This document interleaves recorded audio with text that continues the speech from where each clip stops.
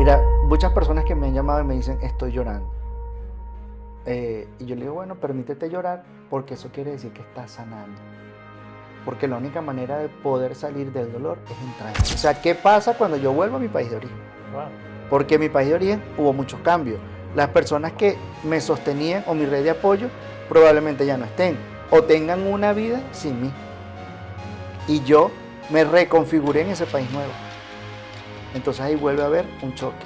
Vuelvo a ser migrante en mi propio país. La única forma de poder salir del miedo es entrando al miedo. Así sea con miedo, hazlo. Hazlo. Cuando hablamos, por ejemplo, de resiliencia, muchos dicen, pero ser resiliente. Ok, pero es que eso no es un switch que se sube y se baja. Para Exacto. poder yo ser resiliente tengo que pasar por un proceso. Hola, ¿qué tal? ¿Cómo están? Les saluda Harry Tapia. Bienvenidos al octavo episodio de 3M Podcast. El día estoy con Emilio Mijares. Él es psicólogo, educador, tiene un libro, tiene muchos proyectos. Y hoy día vamos a hablar un poco de su vida, de su mente, de sus metas, todo lo que le ha impulsado. Y ya tiene muchos, incluso acá hay un premio que le ha dado Utah. Así que bienvenido, Emilio.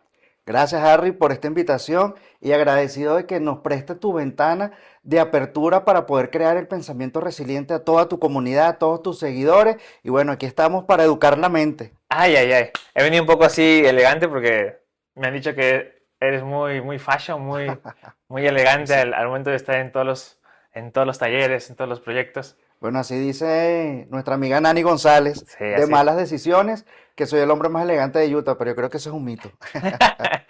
Bueno, como primera pregunta, casi no pregunta, es que nos digas quién es Emilio Mijares. Emilio Mijares es un ser humano, migrante igual que tú. Eh, He tenido la oportunidad de poder concretar estudios académicos, soy doctor en ciencias de la educación, tengo una maestría en terapia cognitivo-conductual y soy especialista en psicología criminal en Venezuela. Y aquí en Estados Unidos soy especialista de apoyo entre pares, trabajador social comunitario y tengo una certificación también para tratar lo que son temas de salud mental. Genial. Cuéntame un poco de ese proceso que tuviste para mudarte aquí a Utah. ¿Por qué? ¿Hace cuánto viniste? Yo llegué aquí a Utah hace 4 años exactamente. Soy venezolano y pues el contexto violento que vive Venezuela, violencia estructural, que me obligó a salir abruptamente de mi país porque mi proyecto de vida no estaba migrar. Pero me tocó hacerlo por resguardo a mi vida y pues aquí estoy. ¿Y por qué Eh, Utah? ¿Por qué decidiste? Mira, Utah, inicialmente no venía para acá, porque tengo familia en Georgia, en Nueva York y en Miami. Y mi idea era llegar para estar con ellos. Claro. Y resulta que pues un amigo muy querido tiene ya 12 años viviendo aquí en el estado de Utah y me hablaba de las maravillas y las bondades que tenemos aquí en el estado y bueno, decidí llegar inicialmente acá para visitarlo, una breve visita, y mira, se extendió por 4 años, me enamoré, me cautivé de Utah. De hecho, yo recuerdo que llegué y había una tormenta de nieve y se veía todo blanco, pero se confundía las montañas con el cielo. Y yo Ajá. decía, la tierra es el cielo, Ay, ay, de ay. todo eso blanco bonito. Y allí me cautivó sus imágenes, sus paisajes y la amabilidad de toda la comunidad. O sea, eso también me pasó a mí. La primera vez que llegué, la nieve y todo fue genial. Pero ya después del segundo año, tercer año, ya la nieve ya no es tan genial. ¿A eso también te pasa? Lo que pasa es que a mí me gusta el calor.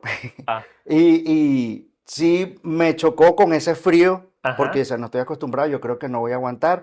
Pero uno se va adaptando, uno va desarrollando herramientas y estrategias. Descubrí que hay calefacciones por debajo de la ropa, que lo uso en temporada de invierno, pero también el verano pues tiene su magia y eso me apacigua para poderme preparar y entrenar realmente para cuando llegue el invierno. Ay, ay, ay. Pero sí, sí, sí es complicado también porque yo digo que prácticamente son 9 meses de frío porque el otoño Sí, y la primavera también son fríos sí, sí, sí. y cuesta a veces. Pero bueno, hay otras bondades que vivimos aquí en Utah que hace que eso se suavice un poco, Sí, tiene todos sus pros y sus contras como sus pros y sus contras. cualquier cosa. Sí, pero es que la amabilidad de aquí de la gente de Utah te abraza el corazón, te abraza el alma y esa característica me ha cautivado y me ha enamorado porque he estado en otros estados y, y cuando inconscientemente empiezo a comparar yo, ay, pero es que aquí la gente no es tan amable como en Utah. Entonces eso hace que vuelva a querer venir y estar en Utah y querer echar raíces aquí en Utah. Claro. Bueno, una vez que ya sabemos un poco más de ti, Emilio, vamos a empezar con este primer bloque que es la mente. Y justo tu fundación se llama así, Educa tu Sí. mente. Para ti, ¿qué es eso? ¿Qué es educar la mente de las personas? Mira, educar la mente para mí es entrenar o reentrenar la mente con conductas y comportamientos asertivos, porque he estudiado por muchos años lo que es el tema de la violencia y he visto cómo inconscientemente modelamos parte de nuestra estructura y de nuestra cultura como algo normal y es violento. Entonces, para poder reprogramar eso y transformarlo o transfigurarlo en conductas asertivas, hay que ir a la mente. Entonces, por eso digo, educar la mente. Para mí es eso, poder saber que tienes la posibilidad, bueno, la neuroplasticidad nos lo dice y la neurociencia también, que yo puedo crear una estructura nueva en mi mente, pero para eso tengo que entrenarla, tengo que comprometerme conmigo mismo. Y eso es lo que yo quiero con este movimiento que se llama Educa tu mente. Genial. Así como dice la frase, ¿no? Crear primero en tu mente para después Sí, crearlo en la Crea- realidad. creer para crear. Ajá. Y yo pues estoy convencido porque así lo he visto y cada vez los avances tecnológicos nos lo confirman, cómo se van regenerando esas células y esas neuronas en nuestro cerebro y cómo va cambiando la plasticidad, eh, la parte anatómica de nuestro cerebro cuando empezamos a trabajar lo que es la conducta, los pensamientos, las emociones, porque no es nada más la mente, también tenemos un sistema nervioso, también tenemos un estómago que tiene neuronas y que se conecta, pues también eso nos lo dice la psiconeuroendocrinoinmunología, que suena un nombre muy complicado, Wow. pero es algo muy bonito y muy sencillo cuando nos permitimos conocernos a nosotros mismos. Bueno, vamos a la raíz primero. ¿Cómo se te dio para estudiar psicología? O cuando estabas en el colegio, ¿cómo así decidiste? Termino el colegio y voy a la universidad a estudiar psicología. Mira, yo vengo de una familia disfuncional donde fui víctima de violencia intrafamiliar y tuve una infancia tan complicada que yo recuerdo que cuando salía yo veía otras casas y decía, seguro allá hay niños felices, porque yo no me sentía feliz. Mm. Y desde allí entendí que de alguna manera quería entrar a esas casas para poder ayudar a esos niños, psicoeducando a los padres. Porque tenemos que ir es a los papás, porque tienen la bondad de un ser humano en blanco y ellos son los que van escribiendo las primeras páginas, que son las bases con las que se va a conducir ese niño. Y como yo no fui un niño feliz y quiero niños felices, pues decidí estudiar psicología y luego educación con esa intención de poder masificar la información a través de la psicoeducación. Oh, genial, genial. O sea, todo tiene como un sentido, un Sí, propósito sí. que desde años atrás ya se ha ido trayendo. Está genial. Pero tuve que reconocer y aceptar que era víctima de violencia dentro de mi hogar porque en algún momento lo normalicé y pensaba que todas las familias se conducían de esa manera. Y así como decía, ¿será que en esa casa hay niños felices? Es porque pensaba que todas las familias eran igual. Y yo decía, no, tiene que haber algo más allá. Y esa curiosidad y ese querer saber cómo funciona la mente y cómo crear esos pensamientos y esas conductas que realmente favorecieran a esos niños fue lo que me inspiró a tomar esa decisión. ¿Y cómo si llegaste a aceptarlo? ¿En qué momento ese punto de equilibrio de, oh, no, no fue normal lo que pasé? Sí, eso tuvo sus consecuencias el haber estado expuesto a la violencia por tantos años, o sea, violencia prolongada, y en ese momento yo dije, no, tengo que hacer algo por mí, y empecé la etapa universitaria y la educación y la terapia fue lo que me salvó, Mm. porque en un momento tuve pensamientos de ya no querer estar, y cuando yo conocí esa magia, esa llave tan hermosa que se llama educación y terapia, mi vida se transformó y empecé a florecer mi mente. Entonces allí dije, este es el camino. Y eso fue mi sostén para poder salir de ese hueco y construir un camino más armonioso y afable en mi vida. Oh, genial, genial. Y cuando llegaste acá a Utah, después de haber pasado por todo eso, después de tener tu carrera y todo, ¿cómo así creaste la fundación? ¿Por qué lo hiciste? Y bueno, están en Utah, ¿no? O sea, están en otro país, Sí, donde a veces la gente dice, no, si mi país no lo dice, pues en otro país menos. tenía ese pensamiento, tal cual. En Venezuela, cuando estuve desarrollando mi tesis doctoral, tenía que hacer muchas actividades comunitarias y empecé a trabajar el tema de la violencia. Y esa inquietud de querer ayudar siempre fue ese impulso. Pero en Venezuela vivimos una situación tan complicada que yo decía que es imposible poder crear una fundación, poder sostenerla para poder ayudar a otra persona, porque era ir en contra de un sistema. Y yo solo no tengo las herramientas para ir en contra de ese sistema. Y fue un sueño que lo guardé en el baúl de los recuerdos. Y cuando llegué aquí a Utah, yo decía, si no lo pude lograr en mi país, mucho menos en otro país que no es el mío, que es más complicado, con un idioma diferente, con una cultura diferente, con una estructura diferente. Y lo vi súper complicadísimo. Y luego empecé a conectar con algunas personas que ya tenían fundaciones y me decían, pero es que el contenido que tú tienes es valioso. ¿Por qué no haces una fundación? Y yo decía, pero es que debe ser complicadísimo. Y me dicen, no, sí lo puedes hacer, pero tienes que educarte. Porque en Estados Unidos, para tú poder hacer cualquier actividad necesitas una licencia. Y bueno, empecé en esa formación de especialista de apoyo entre pares que lo recibí en una fundación maravillosa también que ayuda a toda la comunidad de habla hispana. Y también me inspiré de ellos y yo dije, bueno, si ellos pueden y han logrado poder abrazar a esa comunidad con ese servicio de salud mental, pues ¿por qué no yo? Y empecé también a trabajar mi duelo migratorio, porque yo siento que hay tres maletas que los migrantes no nos permitimos declarar en los aeropuertos, que es las incertidumbres, los miedos y los sueños. Y cuando empecé a trabajar mi duelo migratorio, que llegué al baúl de los recuerdos, que saqué esa maleta de las incertidumbres, yo dije, bueno, sí, me toca hacer lo que sea, pero esto no tiene que ser mi destino. Yo lo puedo transfigurar. Y volví a recurrir a las dos llaves mágicas, la educación y la terapia. Luego llegué a la maleta de los miedos y ahí empecé a trabajarme, porque la única manera de poder salir del miedo es entrando. Y pues me permití vivirlo, llorarlo, sufrirlo y transfigurarlo. Y de allí, bueno, ese impulso y pude llegar a esa meta o a esa maleta, perdón, de los sueños. Y allí fue donde surgió la Fundación Educa tu Mente. Wow, repíteme otra vez esa frase, me ha gustado mucho, la de que no declaramos en el aeropuerto. Hay tres maletas que los migrantes no nos permitimos declarar en el aeropuerto, que son la maleta de las incertidumbres, la maleta de los miedos y la maleta de los sueños. Y en ese mismo orden la trabajé y pude llegar a lo de los sueños y lo estoy haciendo realidad. Wow. Que si es un esfuerzo, sí. Que hay que trabajar mucho, sí. Pero no hay nada imposible. Y con Wow. amor todo se puede y con propósito.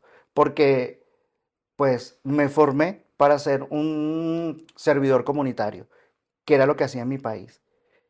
Y ahora que estoy acá, pues o sea, ya digo, si tengo las herramientas y es mi misión de vida, ¿por qué no hacerlo independientemente de donde esté? Y allí fue cuando entendí que el migrante o que emigrar es entender que tu hogar es sentirte bien de la piel hacia adentro, independientemente de donde estés. Y cuando ya yo me sentí cómodo, sabiendo que soy de allá y que soy de aquí, porque pienso que América no debería tener puntos cardinales, ni norte, ni sur, ni este, ni oeste, todos somos América. Ujú. Entonces, pues decidí sembrarme en este nuevo país que me abrió las puertas con tanto amor y quiero también retribuirle ese amor como colaborando con la comunidad y con esa misión de vida que es servirle a la comunidad.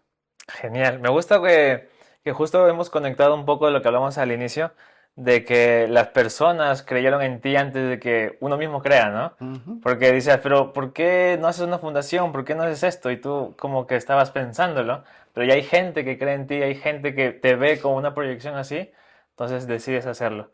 Cuéntame un poco de eso, de cómo iniciaste también en los talleres, porque ya ahora pues das talleres, has dado conferencias, incluso pues premios también tienes. ¿Cómo así llegó todo eso? Mira, te digo, en ese hurgar esa maleta de los miedos, empecé a sacar toda esa formación y esa información que tenía y dije, ajá, pero ¿cómo ahora la comparto? Porque hay otras personas que también sienten miedo como yo. Y desde allí fue que me impulsó a crear esa estructura. Tuve la oportunidad de conectar con personas maravillosas, me dieron un espacio en una radio comunitaria Y allí muchas personas nos llamaban y nos solicitaban, eso que estás diciendo en la radio, ¿por qué no lo haces en un taller? Claro. Porque lo necesitamos. Genial. Y wow, con la persona con la que en ese momento yo compartía cabina, ella me dijo, yo tengo un espacio que te lo voy a ofrecer para que le puedas psicoeducar a la comunidad. Y ahí empezaron los talleres vivenciales, hicimos uno sobre el duelo migratorio, uno sobre inteligencia emocional, y hubo tanta buena receptividad que yo dije, oye, vamos a seguirlo haciendo. Y empecé a conectar con otras fundaciones también que tienen un recurso maravilloso, que trabajan con familia, como la Terapiando Foundation, que trabaja ese psicoeducar a la familia, pero desde adentro, brindándole herramientas a todo ese sistema familiar. Y yo dije, bueno, ahí hicimos una buena mancuerna y empezamos a llevar esos talleres una vez por mes a toda nuestra comunidad de forma gratuita, pues porque entendemos que la situación a veces es complicada, la economía en este país, y dijimos, pues no queremos que no haya excusa para que ninguno vaya. Y empezamos a hacerlo de forma gratuita todos los meses. Sí. Genial, genial. Sí, he visto, pues me has enseñado fotos, que también está viendo en las redes todo esa gente que quiere un poco quitar ese miedo, porque tiene un poco de miedo, culpa de haber dejado su país, pero a la vez, a veces es la necesidad también. Sí. Mira, el 80% de las personas que emigramos, lo dice la psicología transcultural, lo hacemos huyendo de algún tipo de violencia, ya sea estructural, cultural o violencia directa. O sea, estamos resguardando nuestras vidas. Queremos sobrevivir y sabemos que en el lugar donde estamos no lo podemos hacer. Y por eso nos movemos a un lugar donde nosotros pensamos que sí va a ser un sitio seguro o un lugar seguro. Y eso es lo que nosotros queremos construir también como comunidad y como fundación. Que sepan que hay un lugar seguro, pero que hay que cumplir algunas pautas para poder estar de forma segura y armónica en el lugar donde decidamos. Genial. Y ahora, justo que mencionas eso, ¿cómo se te dio para crear el libro? Que ayer escuché que es tu segundo bebé, que has tenido otro bebé antes. Lo que pasa es que anteriormente escribía en revistas académicas, en revistas indexas, y hice varias investigaciones y fueron publicadas en esas revistas. Y luego la revista Iberoeconomía de España me conectó para hacer una investigación sobre los tipos de violencia a los que estamos sujetos los migrantes en nuestro país de origen, en el trayecto y en el país receptor. Y en ese momento me di cuenta que había mucha información que necesitábamos nosotros los migrantes. Y también entendí que yo viví mi proceso del duelo migratorio bastante fuerte, caí en una depresión, esa culpa de la que tú hablas, porque tengo una hija y tuve que alejarme de ella, dejarla en ese país y sentí mucha culpa, fallecieron algunos familiares, las llamadas con las que yo intentaba sostenerme no eran las correctas porque me hacían sentir más culpable de lo que ya estaba y eso lo que hacía era atornillarme en ese hueco de la depresión y no me permitía avanzar, ni era lo que correspondía para yo poder sentirme cómodo de la piel hacia adentro en el lugar que esté, porque fue mi decisión y es mi proyecto de vida y quería abrazarlo y luchar por él. Entonces en ese momento me llené de valentía y dije, bueno, me voy a permitir vivir un proceso de duelo migratorio, busqué acompañamiento profesional y en ese momento dije, ya va, esto que estoy viviendo yo lo estamos viviendo todos los migrantes, porque como te dije anteriormente, el 80% de las personas que migran lo hacen huyendo de algún tipo de violencia y no se permiten vivir su duelo migratorio. Entonces no atienden ni ese ser víctima ni ese duelo migratorio.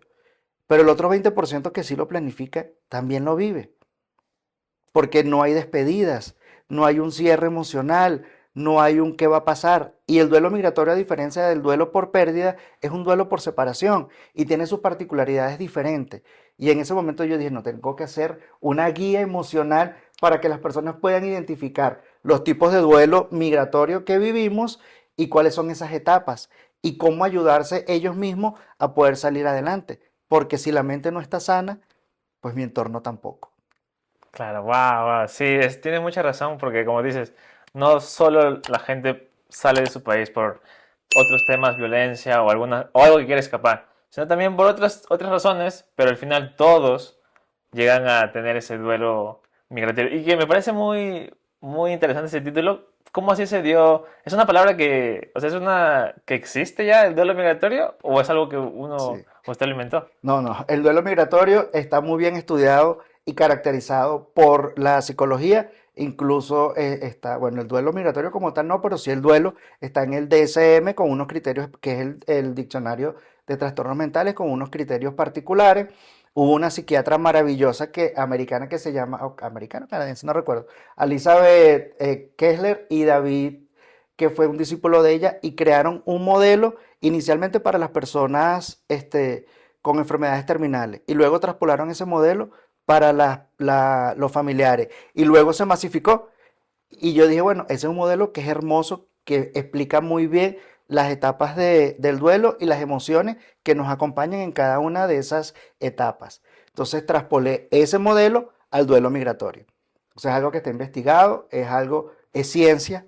Incluso de allí también está el síndrome de Ulises, que también existe, que es ese estrés crónico que vivimos los migrantes cuando nos exponemos a condiciones extremas o a condiciones inhumanas. Y eso no nos permite también avanzar. Y yo dije, bueno, hay que abordar este tema, pero de una manera digerible, fácil de entender y con herramientas para que nos podamos ayudar. Y por eso salió el duelo migratorio, una decisión, muchos rostros. Porque es una decisión, pero tiene muchos rostros, porque tiene diferentes etapas, diferentes tipos de duelo. El solo hecho de moverme de un punto geográfico a otro, se despliegan 5 tipos de duelo. Pérdida por la cultura y todas las dimensiones de la cultura: sabor, olor, clima, lengua, todo eso lo perdemos. Perdemos también nuestra red de apoyo, esas personas que nos sostenían en nuestro país, nuestra familia, nuestros compañeros de trabajo. Perdemos el proyecto de vida, perdemos la etnia. La etnia es todas esas personas que se parecen a nosotros, que tienen la piel tostadita, que hablan igual, que cuando deciden desayunar les gusta la misma comida, y eso nos crea identidad. Y la identidad es parte de nuestra personalidad. Y eso lo perdemos también. Entonces tenemos que volver a reconstruir nuestra personalidad para no caer en esa lucha. Y perdemos también lo que es la parte social, esas tradiciones, las fechas típicas, las calles donde yo me siento seguro que yo conocía, visitar las playas que me gustaban de mi país. Por lo menos aquí en Utah no tenemos playa. Entonces allí entendí que también perdí eso. Y en algunas otras personas que también pierden su estatus económico porque estaban muy bien en sus países, tenían mucho dinero, y aquí son migrantes, o sea, son otro más, y a veces también chocan con eso. Y eso muchas veces no les permite avanzar. Entonces por eso es que son muchos rostros, porque son muchas pérdidas y muchas emociones que están inmersas en ese proceso del duelo. Wow, wow, qué genial. Qué genial que sea científico esto, que es un caso real, pero llevado a la ciencia. Y cuéntame un poco del proceso. ¿Cómo se te dio para hacer el libro, escribirlo? Y por tu mente pasó la idea de, no soy escritor, la gente no me va a leer, de repente no se vende, de repente nadie quiere comprarlo. O sea, ¿se pasaron esos miedos por tu mente? Por supuesto que sí, incluso hubo un choque allí, porque como te dije, escribía artículos científicos. Los artículos científicos tienen una estructura metodológica que no te puede salir de allí. Y estaba de alguna manera entrenado para escribir eso. Pero también me gusta la poesía. Y la poesía es un poco más suave, aunque también tiene una estructura. Y cuando empecé a escribir el libro, sentía que era muy estructurado. Y lo leía y yo decía, oye, esto no es una lectura para todo el mundo, a todo el mundo le va a gustar, mejor lo voy a escribir como me nace a mí, del alma. Conecté con esa esencia de ser humano y de ser migrante, y empecé a escribir. Y yo dije, y así como salga, lo voy a publicar. Ujú. Y resulta que fue una sorpresa muy bonita, se lo mandé a varias personas para que lo revisaran antes de su publicación. Incluso se lo mandé a una psicóloga binacional que trabaja ahorita en la Patagonia, que tiene un programa maravilloso que se llama Psicoven, que atiende a los migrantes. Y me dijo, Emilio, esta es una guía emocional maravillosa, la voy a tener al lado de mi mesita de noche como referencia. Otra persona que hace vida aquí en Utah también me dijo, cuando tú me lo mostraste pensé que iba a ser muy técnico, pero definitivamente esta es una guía emocional maravillosa para todos los migrantes, fácil de digerir, está muy bien. Y yo dije, bueno, ya pasó la prueba. Pero si tenía y yo dije, ay, si a las personas no les gusta, no soy un escritor famoso, no tengo una plataforma que yo diga, wow, mira, se va a masificar, porque de verdad esto te va a ayudar en tu proceso como migrante. Entonces sí pasaron esos pensamientos intrusivos, saboteadores, pero bueno, aún así me atreví a hacerlo. Con miedo, pero me atreví a hacerlo porque ya aprendí a desempacar mi maleta de los miedos. Oh, genial. O sea, entonces, ¿qué sería cuál es el proceso que la gente debe pasar primero? Hacer, desempacar esas maletas para atreverse a hacer cosas nuevas y no al revés, ¿verdad? Claro, la única forma de poder salir del miedo es entrando al miedo. Así sea con miedo, hazlo, hazlo. Permítete equivocarte, porque equivocarnos es humano. Y allí conectamos con otras personas que también han cometido errores. Además que el error es, yo digo que eso es tan maravilloso porque te deja tantas lecciones cuando tienes la mente abierta. Si me equivoqué, ¿qué debo corregir para seguir adelante? Y saber que me debo formar también. Porque en mi caso pues tuve que buscar a los especialistas porque yo decía, ajá, ya está el libro, pero ahora ¿cómo lo publico? ¿Ahora qué hago? Porque no tenía los recursos para llegar a una editorial famosa que me pudiese colaborar con su distribución. Pero sí sabía que había formas y empecé a buscar cómo a través de la educación. Por eso es que yo digo que esos son mis dos pilares, motores y base, la educación y la terapia, porque me han sostenido durante toda mi vida. Genial. Estás mencionando motores, que ese es el tercer bloque, así que no nos Ah, adelantemos. perdón. No nos adelantemos a eso. Entonces, bueno, ahora que ya estamos hablando de bloques, vamos a pasar al bloque de las metas.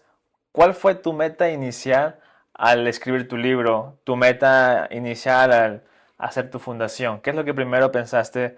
Esto es lo que yo quiero conseguir. Como te dije, duré muchos años estudiando el tema de la violencia desde adentro, porque Venezuela es un país víctima de la violencia estructural. O sea, la estructura es todas esas bases que conforman una sociedad, política, economía, todas esas redes que sostienen a una sociedad. Todo eso estaba descompuesto. Y estaba viendo cómo mi comunidad era víctima de eso. Y empecé a trabajarlo y a estudiarlo desde adentro. Incluso hice muchos trabajos sociales desde adentro. Y yo dije, si está dando buenos resultados, aunque no hay una transformación como quisiera, porque no depende solamente de mí, poder restaurar todas esas redes sociales o todo ese tejido social. Pero estoy haciendo algo desde mi trinchera, desde lo que yo puedo hacer, desde lo que yo conozco, que es la educación y la psicología.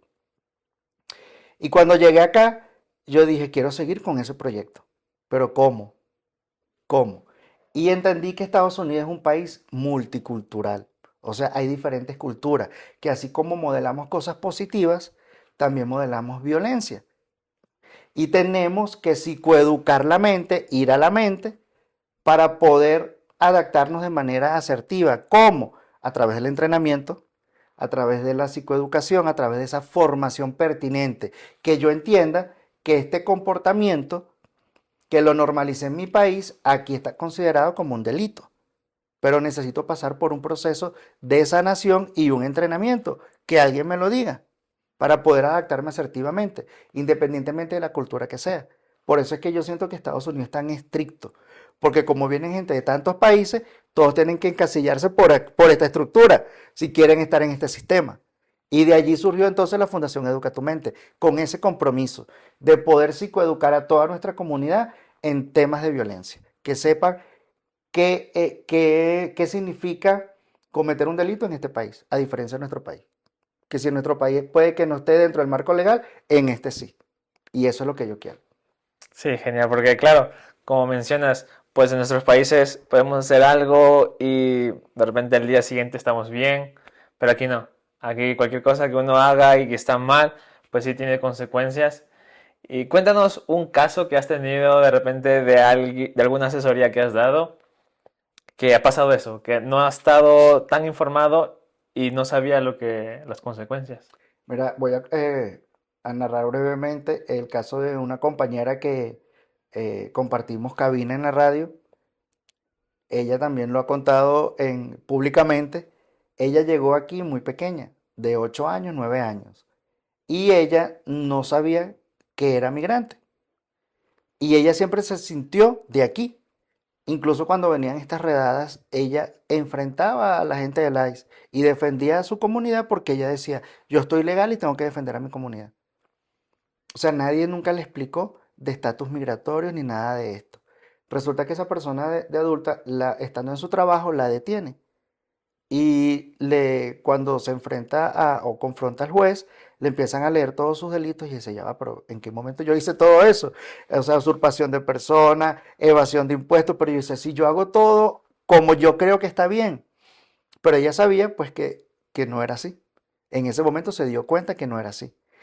Pasó por un proceso legal, el juez pudo entender que ella fue víctima de un sistema que desconocía eh, cómo era estar legal y pues cumplió su condena y luego le dieron un perdón y salió eh, exonerada de toda esa situación porque entendieron que ella era víctima también sí, de esa falta de información. Y eso me llamó también muchísimo la atención, porque yo decía, pero ¿cómo, no, cómo las personas que estaban en su entorno, los adultos, no la asesoraron? Porque tampoco estaban asesorados, porque tampoco sabían. Entonces, volvemos a la mente. ¿Qué pasa que no me dieron esa información oportuna?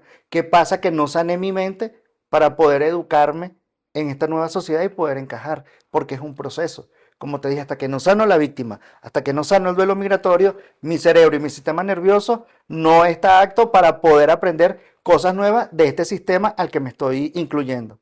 Entonces, por eso surgió Educa tu Mente. Genial. ¿Cuál crees que, hablando de Educa tu Mente, cuál crees que es el patrón más común que la gente tiene en su mente que necesita sanar? O de repente algunos patrones más comunes, de repente unos 3 patrones más comunes que la gente necesita sanar primero. Las familias. Así como modelamos cosas bonitas de nuestra cultura, como la gastronomía, que es maravillosa, y estamos aportando eh, mucha formación e información de nuestra gastronomía a este país, pero también modelamos violencia, incluso violencia intrafamiliar, porque queremos todavía repetir modelos que son totalmente anacrónicos o descontextualizados, violentos propios de nuestro país, donde, por ejemplo, validan la violencia. Es que a mí me criaron eh, violentándome físicamente. Y eso es una de las cosas que yo quisiera empezar a romper en la mente de las personas. Porque si un niño, pues hay que educarlo, hay que formarlo, hay que enseñarle que toda acción o toda conducta genera consecuencias si la conducta es negativa. Pero una cosa es la consecuencia y otra cosa es la violencia. Son dos cosas totalmente diferentes. Para que ese niño viva esa consecuencia, yo no tengo por qué golpearlo. Y el niño igual me va a entender. Y muchas veces lo hacemos es porque es lo que creemos que está bien. Y eso aquí es un delito. Es un delito muy grave. Entonces, ese patrón es el que estoy comprometido a poder psicoeducar a nuestra comunidad. O muchas veces lo hacemos porque tenemos a veces tanta presión como migrantes y venimos tan estresados de tanto trabajar, de tantas presiones, e inconscientemente lo drenamos con nuestros hijos, violentándolos. Y ellos no son los responsables. Entonces entender que yo tengo que sanarme yo para poder ser un padre asertivo y poder acompasar a mi hijo en su proceso evolutivo. Y digo acompasar porque nosotros como adultos debemos ir al paso de ellos, no ellos al paso de nosotros. Entonces muchas veces los irrespetamos y lo invalidamos porque venimos con esos patrones de que, bueno, a mí me criaron así. Sí, pero en aquel momento no había toda la información científica que hay hoy en día. Y así como duras 3 horas viendo TikTok, también puedes durar 3 horas formándote de cómo acompañar a tu hijo y cómo educarlo de una manera asertiva, porque hay millones de material a la accesibilidad de las manos de todos nosotros. Wow, wow, has dado un punto muy clave. El primer patrón, que es la familia. ¿Algún consejo que le darías para alguien que, en los dos casos que has mencionado, en el caso donde el niño ha hecho una conducta negativa y tiene que saber las consecuencias, pero cómo educarlo de manera correcta para hacer que entienda las consecuencias, pero sin violencia? Y en el segundo caso, de cómo hacer que el padre no herede esos comportamientos al niño, ¿no? Si él ha sufrido violencia también. Sí. Mira, hay un modelo que a mí me encanta muchísimo que se llama la crianza respetuosa y aquí en el estado de Utah hemos estado trabajando con lo que se llama el programa de Fortaleciendo la Familia, que me gusta muchísimo. Primero, habla de 3 bases indispensables en todo tipo de crianza, que es vínculo. ¿Cómo tener un vínculo con mi hijo? Porque muchas veces pensamos en querer tenerlo ya cuando son adultos. Ya perdí 15 años, 16 años de poder trabajar ese vínculo. O sea, ya ese tiempo se perdió. Ahora, ¿cómo rescatarlo? Es complicado. Eh, Límites y supervisión. Pero si no tengo vínculos, no puedo poner límites ni puedo supervisar lo que está haciendo mi hijo porque mi hijo no confía en mí. Entonces, la crianza respetuosa, ¿qué nos dice? Modelar lo que yo quiero que mi hijo sea. Si yo quiero que mi hijo sea una persona honesta, modelarle el valor de la honestidad desde adentro, desde casa, con comportamientos asertivos, porque nada yo hago con decirle a mi hijo, no hagas bullying, pero cuando estamos en la casa yo me burlo de mi hermano, me burlo de mi pareja, me río del vecino, porque le estoy modelando a mi hijo algo que no va, que es contrastante con lo que le estoy diciendo, porque los hijos no son lo que le decimos, sino lo que ellos ven. Entonces, es hacerme responsable de lo que yo le estoy modelando para que él pueda ser una persona o esa persona que yo tengo la intención de que sea en futuro. Lo que yo le modele a mi hijo hoy es lo que ellos van a proyectar en el futuro. Entonces, ese es el compromiso conmigo. ¿Qué estoy haciendo yo para que mi hijo pueda proyectarse asertivamente el día de mañana? Wow, wow, es un punto que se puede desmenuzar en muchas partes, ¿verdad? Sí. Y el segundo patrón, primer patrón, las familias. El segundo patrón más común que ves en la mente de la gente. Esa resistencia a querer cambiar estilos de crianza. Es que yo vengo culturalmente criado de esta forma y pues yo quiero criar a mi hijo de esta forma. Y no me doy cuenta que muchas veces es limitante. Por ejemplo, he tenido comunidades donde no tuvieron la oportunidad de estudiar en una universidad o poder expandir sus horizontes emprendiendo o haciendo cosas nuevas. Porque culturalmente tenían, era de que debo trabajar en el campo, debo tener ese trabajo duro, pesado, que no está mal y es muy bonito. Pero si mi hijo tiene otras oportunidades y tiene otros talentos y tiene un proyecto de vida propio, que eso es algo, hay que entender que el proyecto de vida es individual, que el mío no se lo tengo que traspasar a mi hijo. Mi hijo puede crear el suyo también y debo respetar eso. Entonces, muchas veces dice, bueno, mi hijo se graduó en la high school y de una vez tiene que ir al campo a trabajar.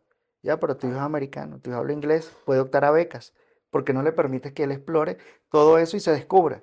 No, porque culturalmente es lo que hemos hecho.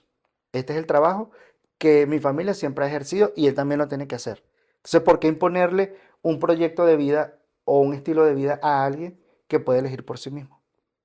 Claro, incluso, Entonces, incluso también cuando el tema muy clásico que he escuchado es de los doctores, ¿no? Es doctor el padre y el hijo quiere que sea doctor y también su nieto y todo viene una cadena, ¿verdad? sí. Y de allí vengo yo, mi papá es médico y todos esperaban que yo estudiara medicina.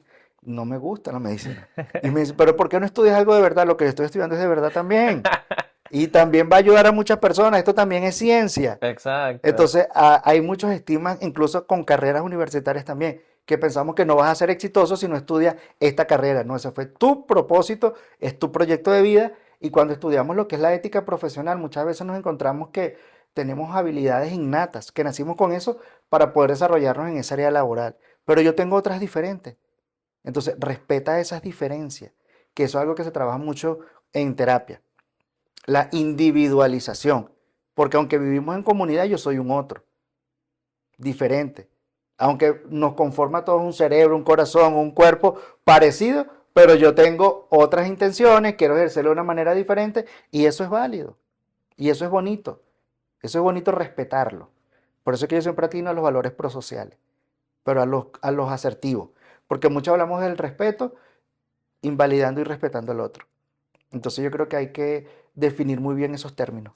¿Y cómo podría los padres cambiar eso? O sea, nos diste el primer patrón que es la familia y nos diste cómo solucionarlo.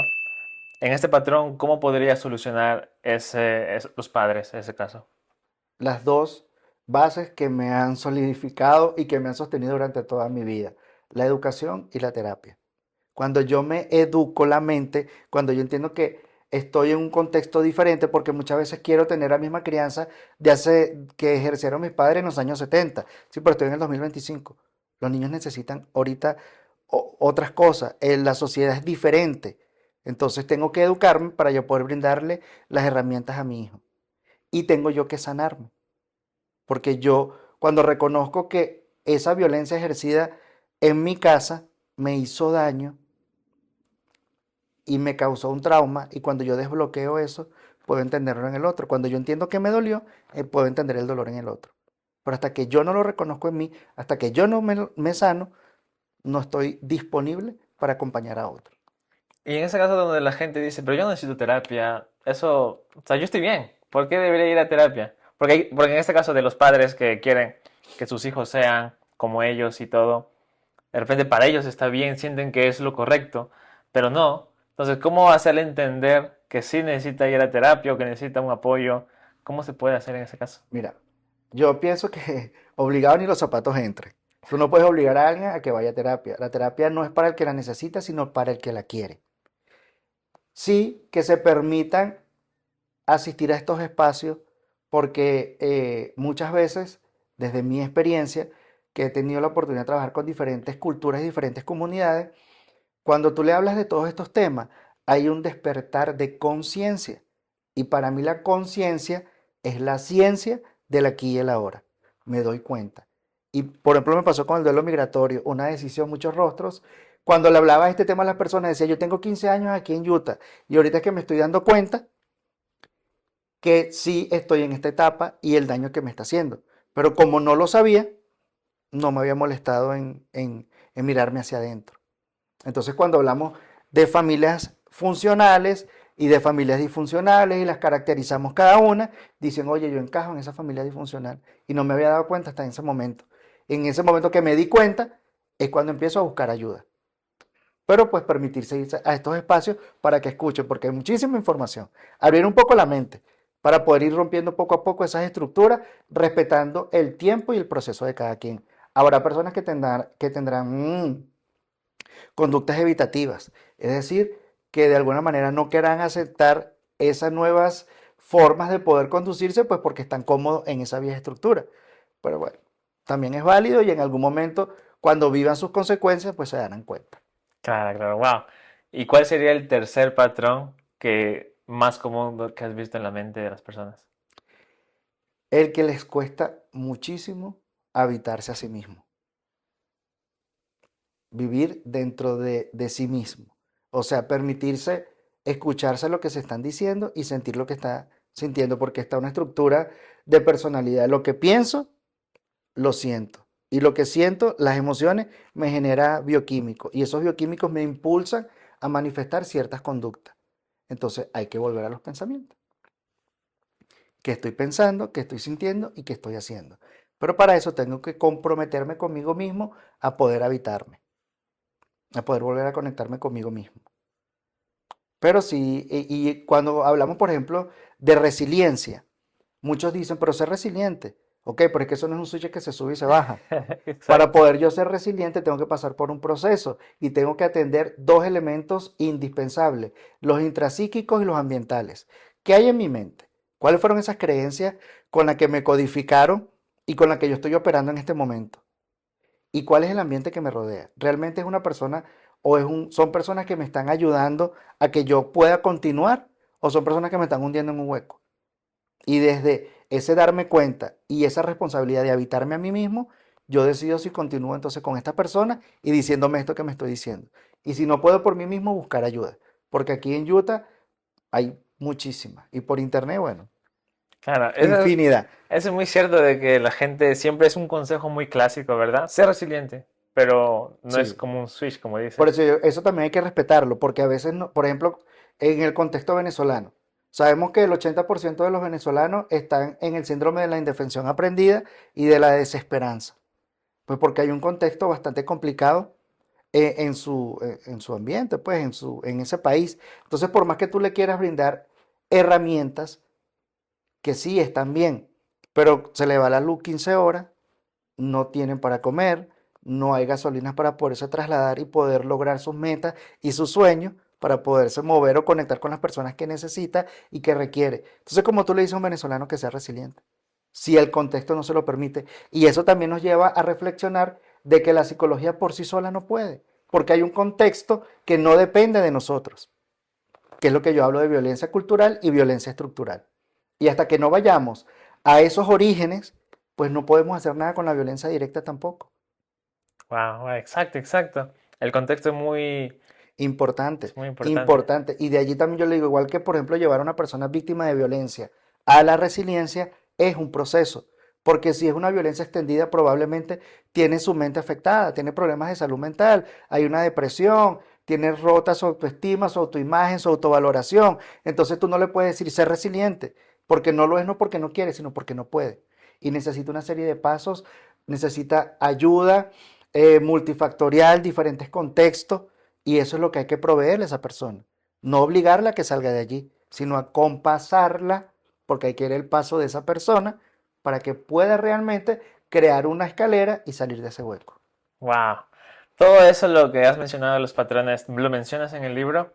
Por supuesto que sí, de hecho, mira, eh, hay una disciplina que se llama victimología, que deriva de los vacíos de la criminología, porque la criminología atiende la escena del crimen y se enfoca en, en los victimarios, en quién fue el que ejecutó ese delito, cosa que estaba muy bien, pero desatendían a esa víctima. Y empezaron a surgir esas teorías y esa disciplina o ciencia también.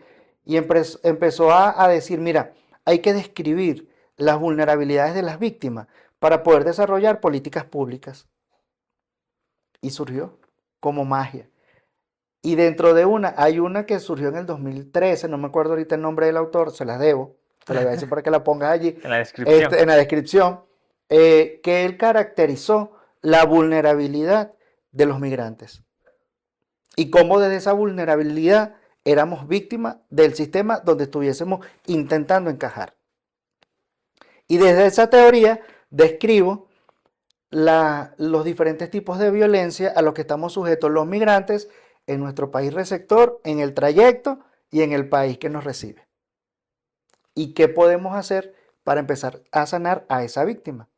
Eso también lo hablo en el libro y lo describo de una manera bastante digerible, incluso lo especifico por género, hombre, mujer, comunidad LGBT, niños y personas con discapacidad, porque también son víctimas muchas veces hasta de ese sistema nuevo y de ese trayecto, y muchos quedan en el camino tristemente. Wow, entonces el libro está para cualquier persona. Incluso para las personas que ven a sus familiares partir. Hablo también de Wow. cómo vive el duelo los que quedan en ese país. Esa mamá que le dijo a su hijo adiós y no sabe si lo va a volver a ver. O esos hijos que quedaron en ese país de origen y no saben si van a volver a abrazar a sus padres. Y a ellos también le doy herramientas para que puedan vivir su duelo porque siempre tenemos el foco en el que emigró, pero no el que se quedó.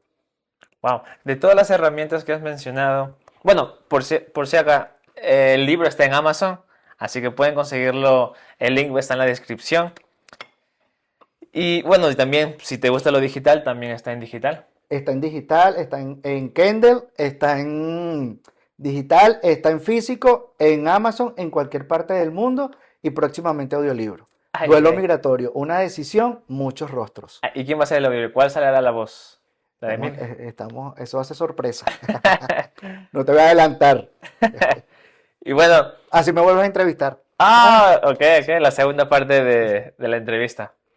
Entonces, en el libro, de todas las herramientas que has mencionado, ¿cuál es tu herramienta favorita que explicas a la audiencia? Mira, las técnicas que yo compartí con toda nuestra comunidad a través del libro es de la terapia de aceptación y compromiso, que viene de la terapia cognitivo-conductual. Suena muy técnico, pero vamos a digerirlo de una manera simple. Es esas técnicas que te reconectan con tu propósito, porque todo migrante lo hace con una visión y con una misión. Y reconectar con esa misión es lo que te ayuda también a sostenerte durante todo ese tiempo en el que tú decidas ser migrante o en el que tú te puedas replantear con conciencia, la ciencia del aquí y el ahora, tu proyecto de vida. ¿Qué puedo hacer? ¿Qué no puedo hacer? ¿Y cómo voy a manejar esta situación? Entonces volver a esos valores. ¿Quién soy? Mi identidad. Y saber que los pensamientos son eso, pensamientos, no es lo que me define. Porque si tengo pensamientos negativos, yo no soy una persona negativa, pero estoy teniendo el pensamiento negativo. Cuando yo lo indiferencio de mí, puedo ayudarme y puedo transformarlo. Y esas técnicas ahí las comparto en el libro. Pongo ver los pensamientos como si fuesen nubes. Identifica alguna que no sea positivo y cómo redactarla en positivo y escríbela. porque cuando escribimos estamos trabajando muchas partes de nuestro cerebro, la atención, la memoria, la conexión. Entonces, esa es la invitación a que hagan esos ejercicios allí escritos para que se puedan ayudar ustedes mismos. Genial. ¿Qué es lo que te gustaría que la gente diga después de leer tu libro? Mira, muchas personas que me han llamado y me dicen, estoy llorando. Y yo le digo, bueno, permítete llorar porque eso quiere decir que estás sanando. Porque la única manera de poder salir del dolor es entrando. ¿Qué quiero yo? Que digan, o que me gustaría a mí, que digan que sí fue una guía emocional que los ayudó y los acompañó en todo su proceso del duelo migratorio. Porque a diferencia del duelo tradicional, el duelo migratorio es por separación, no por pérdida. Entonces, cada vez que pasa algo en tu país de origen, o cada vez que tú pierdes a alguien, tú vuelves a vivir ese duelo migratorio. Y cuando ya tú conoces las etapas, las emociones y técnicas, tú mismo te puedes acompañar. Decir, ok, estoy viviendo el dolor, me va a permitir vivirlo, y qué voy a hacer ahora para salir del dolor, de la ira, de la tristeza, de cualquiera de esos pasos o de las etapas del duelo migratorio. Entonces, que se permitan ustedes leer esta guía porque es por y para ustedes, ya que el duelo migratorio nos va a acompañar el resto de nuestras vidas. Porque incluso hay un síndrome también que se llama disociación por retorno. O sea, ¿qué pasa cuando yo vuelvo a mi país de origen? Wow. Porque en mi país de origen hubo muchos cambios.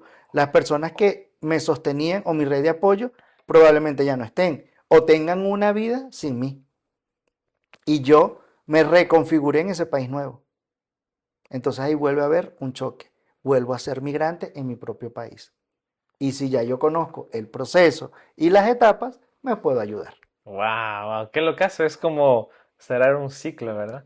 Correcto. Qué genial, me gusta mucho. Así que ya saben, si quieren aprender estas técnicas, herramientas de pasar un duelo migratorio, y no solo para ti que estás aquí en Utah de repente o en algún otro estado, sino también para familiares, gente que está en su país y que extrañan a alguien y que quieren también saber cómo pasar este duelo migratorio. Entonces, continuando con el podcast y ya para cerrar el bloque de las metas, ¿cómo te gustaría ver tu libro, de repente otro libro en un futuro, o a tu fundación? ¿Cómo te gustaría en 5 años ver esto? Bueno, le doy una primicia. Ay, ay, ay, se viene otro libro. Se viene otro libro. Ay, ay, Se ay. viene otro libro donde vamos a hablar de las familias funcionales y las familias disfuncionales. Y ahí voy a incluir las familias migrantes. Si tienen hijos con discapacidad, esas familias también tienen particularidades que deben ser atendidas. Y bueno, ahí les voy a... la premisa te la estoy dando. Ay, ay, ay, qué Si chévere. vienen más libros, viene incluso el que va a abrazar a la fundación, que es cómo ir de la violencia a la resiliencia. Entonces, bueno, vienen cosas muy bonitas, cosas maravillosas. ¿Cómo me veo? Abrazando a nuestra comunidad a través de la psicoeducación, para que puedan sanarse y puedan construir donde ellos decidan estar. Wow, qué Y chévere. recordarles algo, que ustedes deciden quién ser y qué hacer para construir su paz y la paz de la comunidad. Qué bacán, qué bacán. Entonces, con esa primicia, cerramos el bloque de las metas y pasamos al bloque de los motores. Como ya hemos estado hablando en el podcast, el motor es la educación y la Y terapia, la ¿verdad? terapia. ¿Qué no, ¿Por qué sientes que eso debería ser el motor de también otras personas? ¿Por qué crees que sería importante que otras personas valoren la educación y la terapia? Desde mi experiencia, yo siempre digo que han sido las llaves que me han abierto muchas puertas, porque el estar sano yo me ha permitido modelar salud y poder acompañar y abrazar a otros a que también sanen. Y la educación, porque es que la única puerta capaz de abrir, o la única llave capaz de abrir cualquier puerta, porque si tú te educas con el idioma, en el inglés, sabes que vas a poder escalar. Si tú te educas en cualquier área en la que tú sientas que necesitas información, vas a escalar. Y me pasó, por ejemplo, yo empecé con la fundación, pero no manejaba mucho las redes, ni nada que ver con lo del marketing. Y me sentía que estaba estancado. Y cuando empecé a descubrir este mundo, creé un Instagram, empecé a hacer contenido, empecé a conectar con más personas. O sea, empezó a masificarse este proyecto, que es la idea. Mientras llega más personas, va a haber más despertar de conciencia. Entonces sé que tengo que apoyarme en esas herramientas, pero no era lo que yo nunca había estudiado. Y me correspondió sentarme a aprender de marketing, aprender de redes sociales, y todavía me falta un universo por explorar. Ujú. Entonces, la educación es la llave. Genial. Y en tema de la terapia, ¿qué sientes que la terapia puede cambiar? O sea, puede cambiar vidas y qué más sientes que puede cambiar en una persona? Sentirse bien de la piel hacia adentro, que es algo que siempre digo. Sentirme cómodo conmigo mismo. Y a veces cuesta, y suena sencillo, pero entonces, ¿qué pasa cuando yo me veo en el espejo? Empiezo a descalificarme, mira las ojeras, no me gusta el rollito, no me gusta, ajá, pero cuando yo educo mi mente, gracias a la terapia, empiezo a ver lo que sí tengo. Soy un ser humano completo, funcional, respiro bien, no importa cómo sea mi nariz, escucho bien, no importa cómo sean mis orejas, puedo caminar gracias a mis pies, no importa si mi pie es grande o es pequeño. Entonces, enfocarme en lo que sí tengo, en lo que sí puedo, en lo que me define realmente como un ser humano. Wow. Y no en esas debilidades que muchas veces vienen impuestas por creencias culturales o porque es lo que otros me dicen. Que volvemos también a la familia. Cuando un niño nace, su personalidad no está definida, pero sí influye su entorno. O sea, lo que el papá le diga a ese niño es como las bases que van a solidificar el constructo de su personalidad. Pero como somos seres humanos en constante construcción, podemos reformular todo eso malo y negativo que nos han dicho. Pero para eso tengo que identificarlo. ¿Y cómo lo hago? Gracias a la terapia. Wow, genial, genial. Wow, está muy interesante. Es muy, muy chévere que todo tenga conexiones.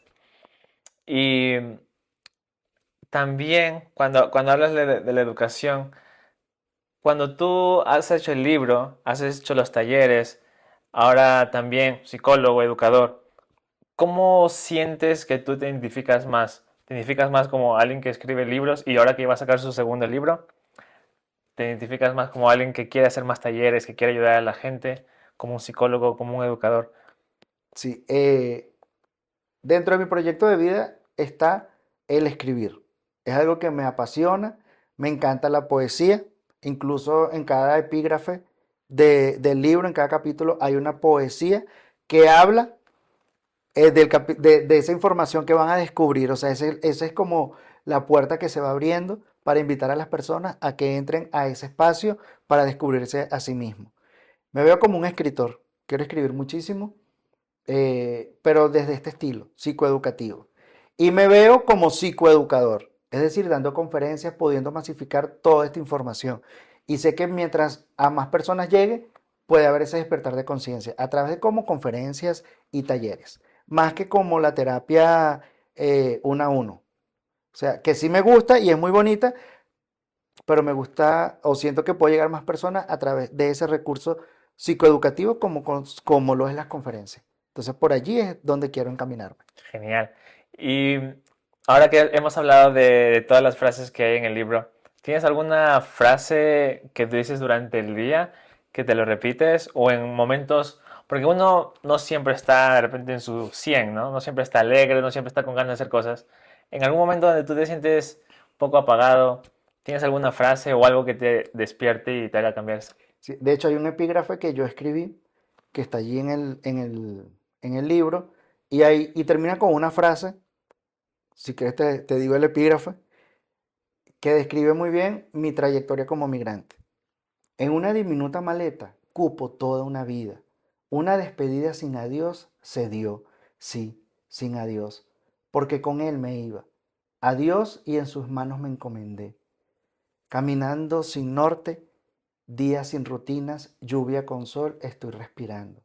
Para seguir dando y dejando lo que de ti aprendí, que no es más que a conjugar el amor en acción. Un migrante igual que tú. ¿Cuál es esa frase? Amor en acción. Qué bueno que pueda sentir amor por mí y por mi comunidad. Pero si no la llevo a la acción, queda allí.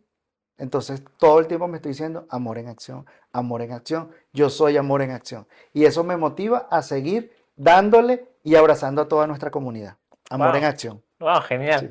Genial, wow, muy interesante.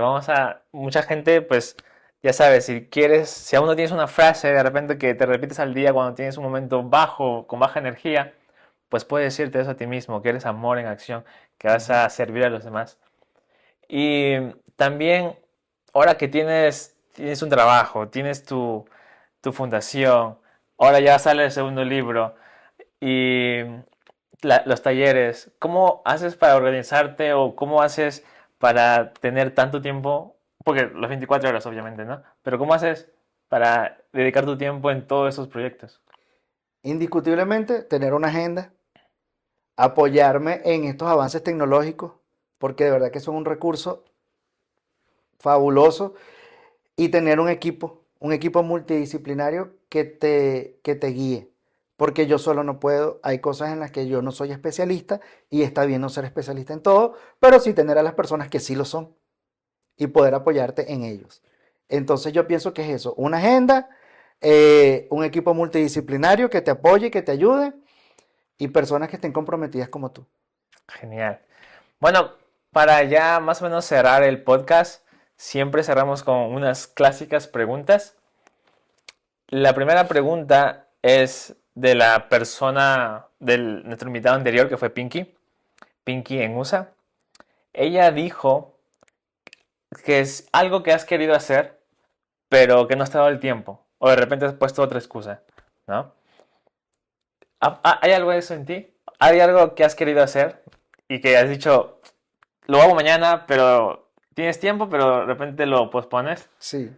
¿Qué podrías decirlo? Contenido psicoeducativo en las redes sociales. A veces digo, quiero hacerle más tips y más formación e información a mi comunidad, pero a veces digo, ay, no, estoy cansado. Lo hago después.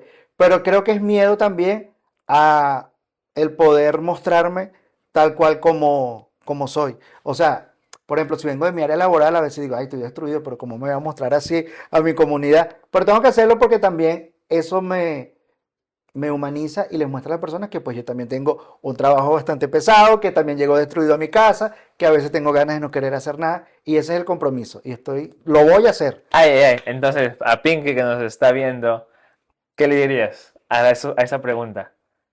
¿Qué te vas a comprometer? hacer más contenido, Eso está, hacerle más contenido psicoeducativo para nuestra comunidad. eso. Y también, pues, es una pregunta que a ti te gustaría que el siguiente invitado lo haga. ¿Qué le preguntarías? Realmente tu emprendimiento o las acciones que tú haces a diario es comprometido con tu propósito, o sea, tienes un propósito, lo identificaste y estás comprometido con ese propósito y cómo lo manifiestas en tus acciones cotidianas. Ay, ay, ay. Entonces ya sabes, el siguiente invitado va a tener esa pregunta. Y otra pregunta que me gusta mucho hacer es, ¿qué le dirías a ese Emilio que de repente de niño veía otras familias que eran diferentes y pensaba que eso era el amor familiar? O a ese Emilio que estaba por llegar a este país sin nadie, sin contactos, sin saber lo que iba a pasar. ¿Qué le dirías a ese Emilio primero, de niño, que pensaba que el amor que tenía en ese momento era el más común? Y después, ¿qué le dirías al Emilio que agarró el avión para venir aquí sin saber lo que pasó? Y mírate, ahora con un libro, talleres, conferencias. Abrazaría a ese niño de 6 años que era víctima de violencia y que se sentía muy mal y lo abrazaría y le diría, no, no hay nada malo en ti, sino en el contexto. Y sigue, mantén despierta esa esencia y esa ilusión de servir, que eso es lo que te va a conectar para poder ayudar a otros seres humanos. Sigue siendo tú, le diría a ese niño, que siga siendo ese niño él mismo, Genial. con esa ternura, con esa esencia que sí, con eso maravilloso que es ser niño. Sí. Y la otra pregunta, de qué me... Del adulto ahora, el adulto Emilio. Oh, ya, del adulto migrante. Permítete abrazar el miedo y soltar para que puedas dejar espacio para florecer. Ay, ay, ay. Y bueno, ahora para ya cerrar el podcast, a alguien que aún quizás no ha decidido de repente darse un momento y leer este libro, obviamente cada uno tiene sus preferencias de lectura y todo, pero ¿qué crees que podría ayudar a la gente en todo? Resúmelo en unas frases que podrían sacar provecho de este libro. Mira, duelo migratorio, una decisión, muchos rostros. Te va a permitir poder abrir esas maletas que siguen siendo una piedra en la mochila, que no te permite avanzar más ligero, que es incertidumbres, miedos y sueños. Cuando te permitas abrazar esta guía emocional como migrante, vas a poder definitivamente expandir tus alas y volar más alto donde tú decidas estar. Ay, ay, ay. Así que ya sabes, si quieres saber un poco más sobre el duelo migratorio, y ya sea que seas migrante o estés en casa viendo a tu familia en otro lado, pues date un momento, un espacio, adquiere este libro y léelo con tus familiares o compártelo. Sí, incluso hay una parte donde les sugiero, hablo también de las parejas y qué hacer para migrar como pareja y sobrevivir en el intento. Ay, ay, ay. Porque 6 de cada 10 parejas se separan, migrantes. También hablo de cómo acompañar a los niños de 0 a 3 años, de 3 a 6, de 6 a 9 y de 9 a 12 y de 12 en adelante. Ay, ay, ay, es un libro súper completo. Súper completo y tiene muchos recursos maravillosos. Así que está esperando por ti para poder abrazarte y acompañarte en tu proceso del duelo migratorio. Ay, ay, ay. Así que ya sabes, en Amazon lo pueden conseguir, ya sea digital o físico. Y muchas gracias, Emilio, por acompañarnos en este episodio, en el número 8 del podcast 3M. Gracias por tu tiempo. Gracias a ti y mantén encendida esa ventana para crear pensamiento resiliente a toda tu comunidad. Eso, así que ya sabes, comparte este video, comenta, suscríbete al canal, dale me gusta. Y si sabes que a alguien le va a ayudar este contenido, pues compártelo, dedícale este video. Y nos vemos en el siguiente episodio de 3M Podcast. Y espero que la historia de Emilio ayude a construir tu propia historia.